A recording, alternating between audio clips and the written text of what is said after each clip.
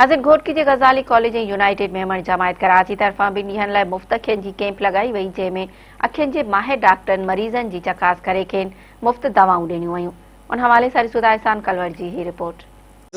Ghazali college Ghotki में Ghazali college जी इंतजामिया ऐं यूनाइटेड मेमण जमायत पारां मुफ़्त अखियुनि जी कैंप लगाई वई आहे। मुफ़्त अखियुनि जी कैंप में कराची खां अखियुनि जी बीमारियुनि जे माहिर डॉक्टरनि शिरकत कई आहे, जिते मुख़्तलिफ़ इलाइक़नि खां आयल मरीज़नि जी चकास बाद उन्हनि जी अखियुनि जो ऑपरेशन कयो पियो वञे। हिते मौजूदु असीं डॉक्टरनि ऐं आयल महिमाननि ऐं गज़ाली कॉलेज जी इंतजामिया जे अॻुवाणनि सां असीं ॻाल्हि ॿोल कंदासीं त उन्हनि जो वधीक छा चवणु आहे। ही ॿिनि ॾींहंनि जो कैंप जेको आहे इहो स्पेशली आई सर्जरी जे लाइ जेको आहे उहो अरेंज कयो वियो आहे ऐं हिन में जेकी फैसिलिटीज़ आहिनि या जेके बि पेशेंट्स, छाकाणि कोविड जे करे काफ़ी अरसे खां का बि हिन एरिया में अहिड़ी मुफ़्त अखियुनि जे सर्जरी जी कैंप न लॻी सघी आहे, त इन शइ खे मद्देनज़र रखे इहा ज़रूरत महसूसु कई वई। स्पेशली जॾहिं त अखियुनि जे सर्जरी जो जेको आहे इलाज जेकॾहिं प्राइवेट सिस्टम जे तहत करायो वञे त उहो 40 खां 50 हज़ार रुपए जो थिए थो ऐं आम माण्हू ऐं ग़रीब माण्हू जे लाइ अफोर्डिंग ना है। लेकिन हमने सिर्फ सिलेक्शन करना है मोतिया वालों को। मोतिया की वजह से जो उनकी नज़र गई हुई है वो हम बहाल कर देंगे इंशाल्लाह।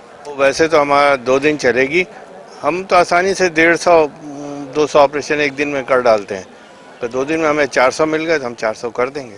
इनमें इंशाअल्लाह काफ़ी माण्हू फ़ाइदो वठंदा। तव्हां हाणे बि ॾिसो था त तक़रीबन 200-250 माण्हू अची चुका आहिनि, अञा माण्हू अचनि था ऐं उन्हनि मां 100 माण्हू तक़रीबन ऑपरेशन लाइ मुंतख़ब थी चुका आहिनि, जंहिंजी मुख़्तलिफ़ टेस्टूं जीअं शुगर आहे, ब्लड प्रेशर आहे, उनजी उहा टेस्ट थी वई आहे ऐं उहे रेफर बि थी विया आहिनि हेॾे OT ॾे। इंशाअल्लाह जल्दी इहे ऑपरेशन उन्हनि जा शुरू थींदा। इहे माण्हू अलाह कंदो सिहतयाब थी वेंदा ऐं इहा भलाई आहे, भलाई जो कमु आहे। सम्झो डिफेंस में जेका असांजा डॉक्टर आहिनि उते वेंदा आहिनि, उते ऑपरेशन कंदा आहिनि ऐं वॾनि माण्हुनि जा तक़रीबन 1,50,000 एतिरो हिकिड़े ऑपरेशन जो वठंदा आहिनि, जेको हिते असांखे सम्झ फ्री करे था ॾियनि। ही कैंप आहे हिकु तमामु सुठो क़दम आहे पंहिंजो असांजे गज़ाली स्कूल जे तामन सां जेका हले पई।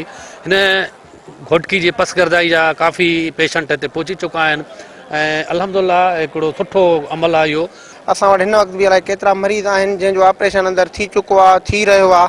असांजी इहा दिली ख्वाहिश हुई साईं जन जी, साईं मोहतरम जी, त ही ग़रीबनि जे लाइ कैंप लॻाई वञे। जेके वीचारा 9 महीना लॉकडाउन रही आहे, अस्पतालुनि में बि इहो प्रोसेस बंदि हुयो, त इन ख्वाहिश सां इहा कैंप लॻाई वई आहे।